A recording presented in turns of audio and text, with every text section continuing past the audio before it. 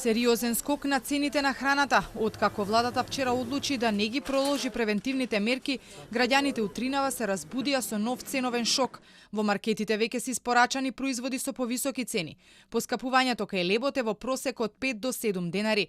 Цената на маслото пак надмина 150 денари. Поскапување има и кај брашното, шеќерот, млекото, месото, оризот, јајцата.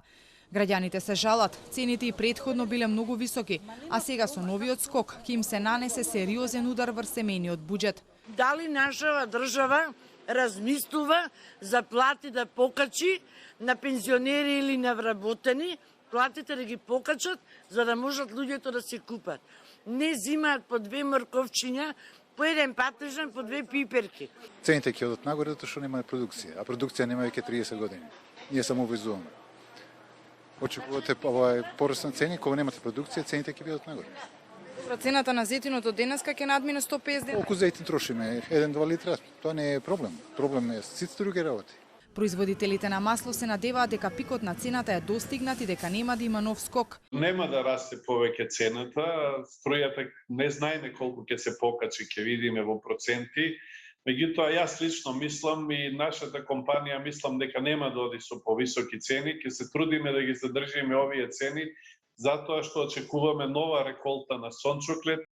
Освен храната, сериозно поскапување од денеска има и кај горивата. Нивната цена надмина 100 денари. Во трка да наточат гориво по пониска цена, во текот на вчерашниот ден забележани беа огромни колони на бензинските станици низ целата држава. Дел од експертската јавност смета дека владата мора веднаш да интервенира со некакви мерки за да ги заштити граѓаните. Во спротивно, состојбата ќе биде многу лоша. Ефектите ќе бидат допрва видливи, а ќе бидат такви што ќе се зголеми сиромаштијата и ќе има продлабочување на економската криза, односно забавување на економскиот раст. Дефинитивно не е издржан тој аргумент дека нема пари во буџетот. Буџетот можеби не е во одлична форма, но има доволно средства за да се задоволат сите овие основни потреби. Вчера владата одлучи да го врати ДДВ-то за основните производи на 5%, но и повисоките маржи за трговците наместо 10%, и ДДВ-то за горивата од денеска е повторно 18%, а нема повеќе ниту пониска акциза.